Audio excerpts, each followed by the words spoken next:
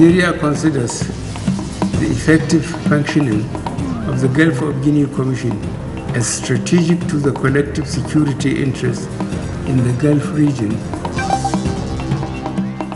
President Buhari challenges member states of Gulf of Guinea Commission to take decisive action against threat to maritime security.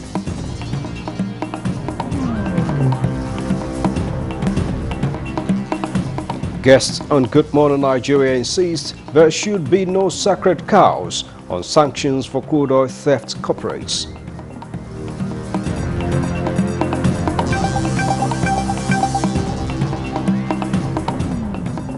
(2022) World Sight Day. Medical experts recommend regular eye checks for prevention of blindness.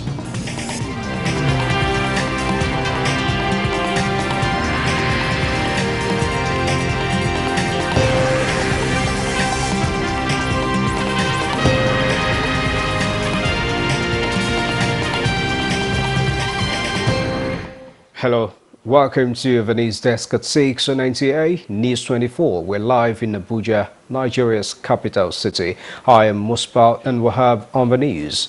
Member states of the Gulf of Guinea Commission have been tasked to urgently galvanize action against the danger and threats affecting maritime security in the Gulf of Guinea region. President Muhammadu Buhari, through the challenge at a virtual meeting or summit of heads of state and government of the Gulf of Guinea. State House correspondent Adamu Sambo has more. The Gulf of Guinea Commission has, amongst other objectives, creating conditions of mutual confidence towards defending the common interests of member states, as well as promoting peace and socio-economic development on the basis of dialogue, consensus, ties of friendship, solidarity, and fraternity. This summit was convened by President Muhammadu Buhari as outgoing chairman of the heads of state and government of the Gulf of Guinea member states to review progress made in their efforts to deal appropriately with maritime challenges in the region. Nigeria considers the effective functioning of the Gulf of Guinea Commission as strategic to the collective security interests in the Gulf region, particularly in addressing issues such as piracy, proliferation of small arms and light weapons, protection of marine resources, as well as irregular migration to the region. The federal government, the president said, has championed several efforts towards fighting maritime insecurity in the Gulf of Guinea. Nigeria has continued to deploy significant resources towards tackling piracy in the Gulf of Guinea. Through the Deep Blue Project, in June 2021, the government of Nigeria unveiled $195 million United States dollars worth of boats, vehicles, and aircraft to spearhead the country's fight against piracy in the Gulf of Guinea. President Buhari, however, identified the COVID-19 pandemic and its attendant negative impact on the activities of the Gulf of Guinea Commission, as well as inadequate cash flow, as major challenges that confronted efforts at fighting maritime insecurity in 2020 and early 2021. What we need now is to work more than ever towards the revitalization of the organization with a view to synergizing for more effective results towards fighting maritime insecurity in the Gulf of Guinea Commission region. The president told participants that a summit will be the last he will be attending as head of state, but made a case for member states to remit their outstanding annual contributions to the Gulf of Guinea Commission Secretariat to assist the Commission in fulfilling its mandate. President Nana Akufo-Addo of the Republic of Ghana emerged the new chairman, heads of state and government of the Gulf of Guinea region at the end of the summit. From the State House, Adamu Sambu, NTA News. The World Bank says rising oil prices are hurting Nigeria's income due to subsidy payments on petrol. Leah Katun Babatunde, who is covering the 2022 annual meetings, report that both the World Bank and IMF expressed commitment to helping Nigeria navigate out of economic difficulties facing the global economy. So the annual meetings peaked actually this Thursday in Washington, D.C. Now the probability of a global recession is clear. But what is yet to be clear is how to navigate the waters of the coming recession and perhaps the terrain to avoid or insulate the global economy from shocks. The focus here for today is on debt and, of course, the environment. Kristalina Georgieva of the IMF and David Malpass of the World Bank have been speaking on their agenda for the global economy at the annual meetings. They took time to emphasize commitments made so far. To encourage our members not to hesitate. If you think that you need a buffer, we are here for you.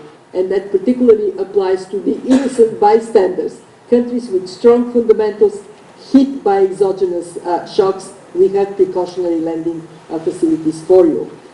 In the coming days, the World Bank says it will be discussing with the IMF particularly about Nigeria's debt sustainability plan, capital flows, and the entire policy thrust of the country. The increase in the oil prices that occurred earlier this year actually ended up hurting the finances of Nigeria because of that large subsidy that's provided. World Bank works very closely with the IMF on debt situations. Nigeria has not asked for the common framework under the G20 process. That process has been slow acting in Chad and Ethiopia and Zambia, but Nigeria hasn't gone that route.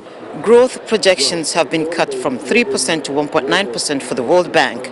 The fifth wave of debt crisis is facing the developing world. Food security stemming from the crisis in Russia and Ukraine has also registered commitments. In Washington, D.C., I'm Leah Babatunde, NTA News. Nigeria has signed a memorandum of understanding with Microsoft Nigeria that will see 5 million citizens gain digital skills, and we're best to seal the deal then have the largest tech exhibition in the world, GTEx Global, Dubai, United Arab Emirates. ICT correspondent Chimdima Ndubisi reports. The T's crossed, I's dotted, and the deal is sealed. Under this deal, categorized into 10 initiatives, 1 million job seekers will be trained on latest digital skills in high demand by organizations. 2 million talents will be engaged on revolutionizing business technologies. Microsoft Nigeria will employ 20,000. Others will be coached on data and artificial intelligence, coding, applications and web development, while some number of youth will gain expertise on Microsoft's cloud and technology. Let us ensure that we kickstart the training immediately, and most importantly in this month of October. This is indeed very important, and I encourage our citizens in Nigeria to utilize these opportunities and learn from the training. It is an agreement guaranteed to drive bottom-line business value, accelerate technological innovations, and create more jobs. By this, Nigeria is set to be positioned in meeting the digital technological skills gap already predicted for 2030. From Dubai, Chimdema Ndubisi, NTA News. Meanwhile, 3 African digital technology innovation startups have made it to the finals of the Supernova Challenge pitch competition organized by North Star Dubai at the 42nd GTEx Global in United Arab Emirates. ICT correspondents again Chidimma Ndubisi reports that 2 out of the 3 are Nigerian startups. The categories are Africa Fast as well as Mobility and Smart Cities Innovators. First Lady of Nigeria, Aisha Buhari, has promised to continue to give maximum support to her Burundian counterpart, Ajelin Ndayishimiye, in her quest towards promoting health and nutrition of women and children in the Republic of Burundi. The First Lady stated this while addressing high-level forum of women leaders in Africa taking place in Bujumbura, Burundi, under the auspices of the Burundian First Lady in collaboration with other development partners. State House correspondent Aliyu Kabir reports. As the conference of the high-level African women progresses, participants comprising the first and the present African First Ladies, as well as various women groups in Burundi and across the continent, have engaged in series of discussions to cross-fertilize ideas towards enhancing the general well-being of women and children under the support of government of the Republic of Burundi, headed by President Evariste Ndayishimiye and other development partners. Given the theme of the conference, Health and Nutrition of Women and Children, the First Lady of Nigeria commended the resilience of the First Lady of Burundi for her giant strides towards fighting malnutrition, especially in children under the age of 5. The First Lady enumerated various interventions of the Future Assured program for complementing government effort towards alleviating the suffering of women and children in Nigeria through the collaboration with governors' wives of 36 states of the Federation and the FCT. We engage them to be committed by championing the cause of maternal, newborn, child, adolescent health plus nutrition in their respective states.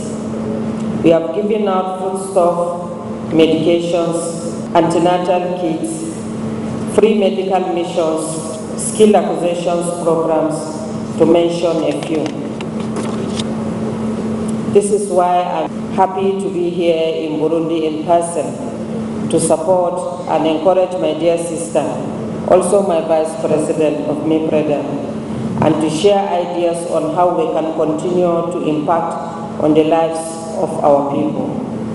Through meaningful collaborations and networking, we can achieve the goals of eradicating malnutrition in our societies. The First Lady and the President of the Africa First Lady Space Mission used the occasion to donate made-in-Nigeria nutritional products and other therapeutic food to support the malnourished children in Burundi. The First Lady of Burundi, who acknowledged the contribution of Mrs. Buhari, promised to remain steadfast in her advocacy towards improving maternal health not only in Burundi but across the continent. In Bujumbura, Burundi, Aliyu Kabir, NTA News. This is the news desk at 6 on NTA News 24. Ahead on the news. Refractive error is high, glaucoma is high, cataract is also there, but thank God for the people are becoming more aware. 2022 World Sight Day, medical experts recommend regular eye checks for prevention of blindness. Stay with us.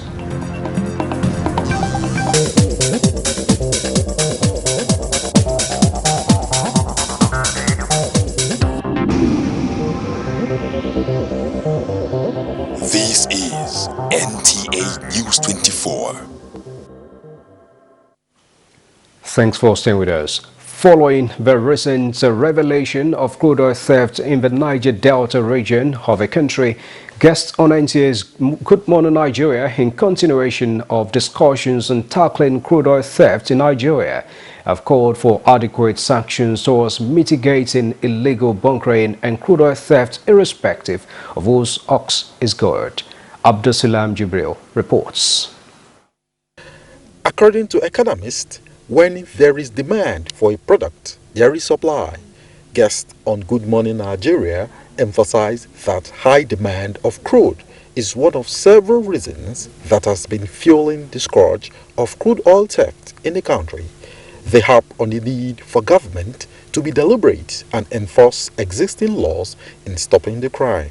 There is a lot of complacency on the part of the agency responsible for monitoring, evaluation, metering, and even production. We need metering for our crude from even the oil wells, so that you know, because as Chris has said, we don't even know what we are producing. So people under-declare what it is happening. We have to be deliberate about the steps to stop it. Now, and it starts with, we hear people saying we have names of people and so on and so forth. Why not start with those names? Why not prosecute those people that we know that have been into this? They also called on stakeholders to interrogate operations of the Kaduna refinery and the oil swap agreement towards sanitizing the sector. In Abuja, Abdul Salam Jubril, NTA News. It is said that recognition is not a scarce resource. You can't use it up or even run out of it. Perhaps this is what was on the back. This was at the back of the mind of President Muhammadu Buhari as he recently recognized and rewarded 447 Nigerians and foreigners who distinguished themselves in the service to the nation and humanity with Nigeria's National Honors Award for the year 2022. Speaking on NTA's Good Morning Nigeria, Chairman, Standing Committee on National Honors Award and Emir of Lafia, Justice Sidi Bagay, retired, insisted that the recipients were subjected to integrity tests and the best were chosen.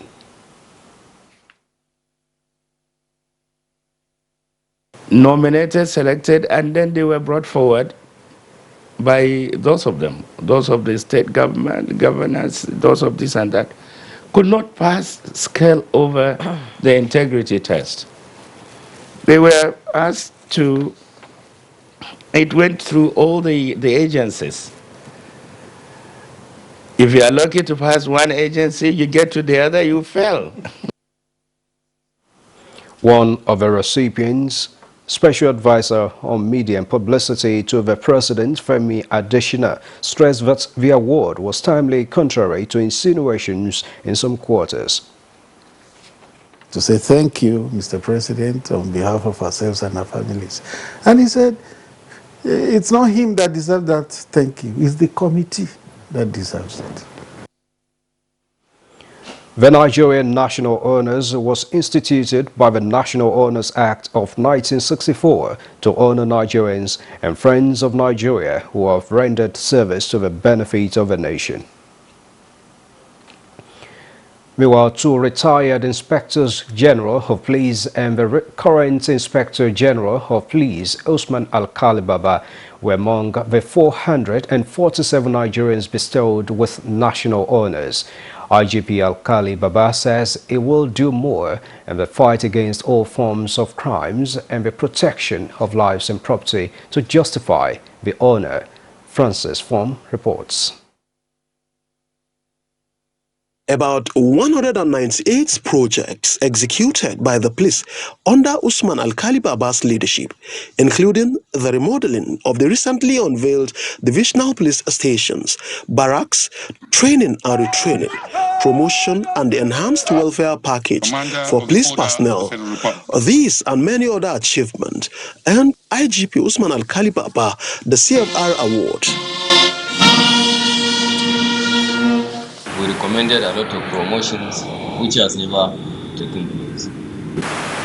At a go, we had 40 deputy commissioners of police promoted to commissioners of police. We as management will try to do our best to see that decisions we take here are based on merit, are based on productivity, are based on those we feel that can deliver. IGP Alkali Baba dedicates the award to officers and men of the force, reminding them on the critical role of teamwork in achieving success. The IGP assures that the condition of service will continue to improve under his leadership. Francis from NTA News. And to other matters, regular eye checks and education could prevent the World Health Organization's estimated 2 billion vision impairments and blindness around the world. Uche Ugochukwu reports that this is the essence of World Sight Day, with Love Your Eyes continuing as theme from 2021 campaign.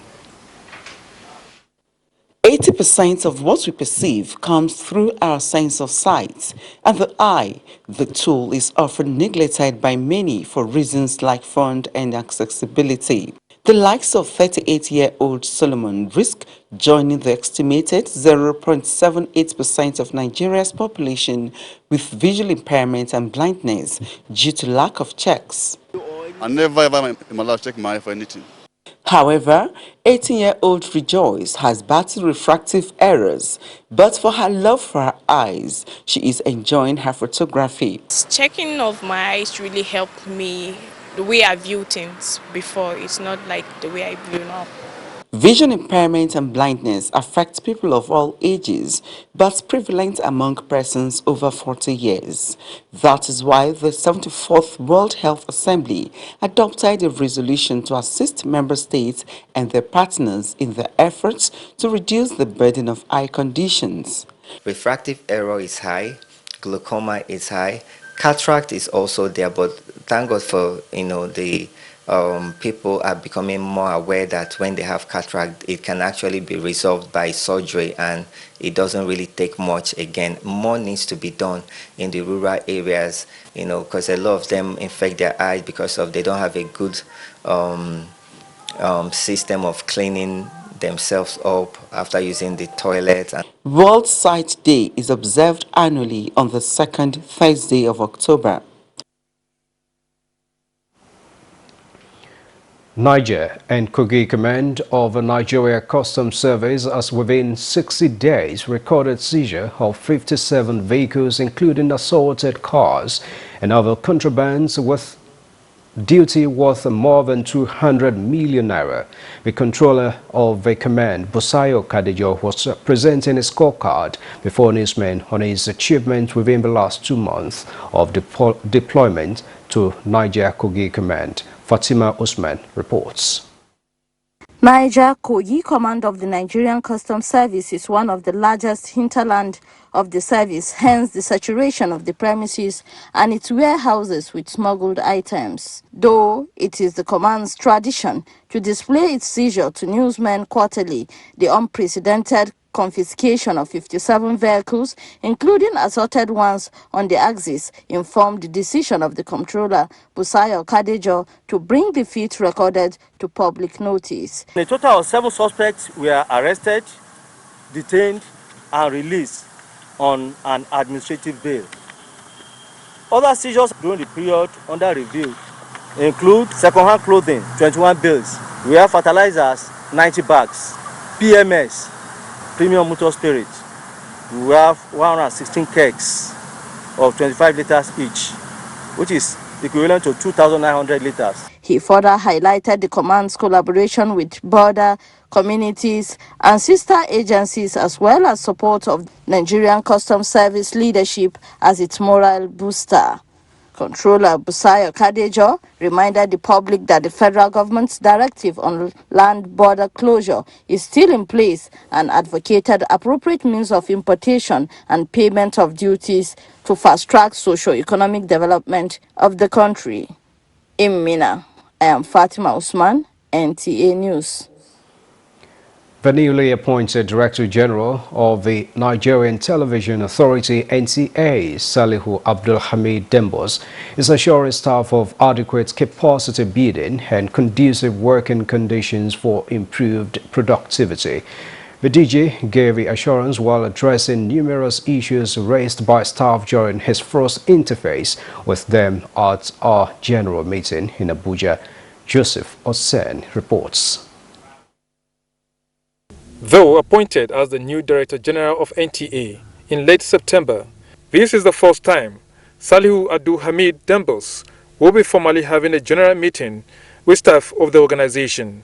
With so much expectation in their minds, they flooded the new Director General with a number of demands for improved welfare and working conditions. And being a veteran broadcaster himself and a unionist, every issue brought forward seems familiar to the new DG, who assures the staff of collaboration with national and international organizations to improve capacity across the country. There is a collaboration that has already been established between NTA and BBC of recent. And they have two locations, one in Africa and the other one in the UK for training. The one in Africa is in Kenya. And the management has already approved the first batch of trainees to go to UK. For the staff, there are signs of renewed hope for an NTA that will be first to be reckoned with again in the near future. Welfare and his simplicity to approaching issues. Directors level, they will like this zone, this after promotion, this zone, there's no vacancy and all of that, and he made every one of us to understand. Issues of health, like issue of upgrading our clinic, merit in appointing general managers, because some of all these stations are becoming eyesore. But those likely to be more impressed by the interactive meeting are the contract staff, who the new Director General says will be prioritized whenever employment opportunities avail. In Abuja, Joseph Utsen, NTA News. And good luck to the new Director General. And that concludes the news desk at 6 on NTA News 24. Thanks a lot for watching us. So remember to always play your role as NTA campaigns against rape and rapists. I am Musbad and will have join us again at top of the hour for NTA International News.